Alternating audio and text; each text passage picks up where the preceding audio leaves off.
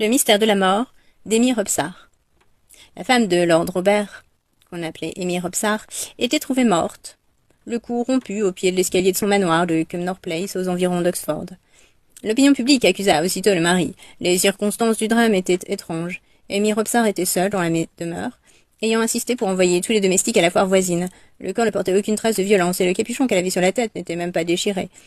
L'enquête judiciaire, menée par un jury du comté, conclut à une mort par accident. Il en fallut davantage pour convaincre les ennemis du favori. De nos jours, on a pensé à un suicide, ce qui expliquerait le soin apporté par Amy Robsart à éloigner ce jour-là tous les membres de son entourage. Encore qu'on puisse se demander, dans ce cas, pourquoi elle aurait choisi un moyen aussi aléatoire de mettre fin à ses jours.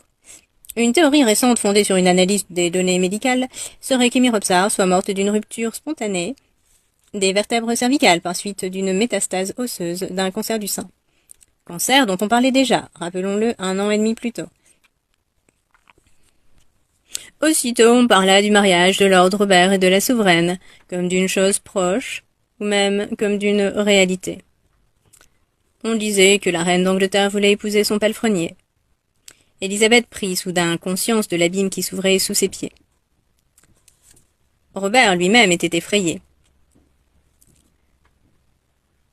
Élisabeth confia à Cadra, en qui elle avait visiblement grande confiance. « Je ne suis pas un ange et je ne nie pas avoir de l'affection pour Lord Robert, à cause de ses nombreuses qualités. Mais je n'ai jamais envisagé de l'épouser, ni lui, ni un autre homme. La crise était passée, au moins sa phase aiguë. Mais la carrière de Lord Robert ne faisait que commencer.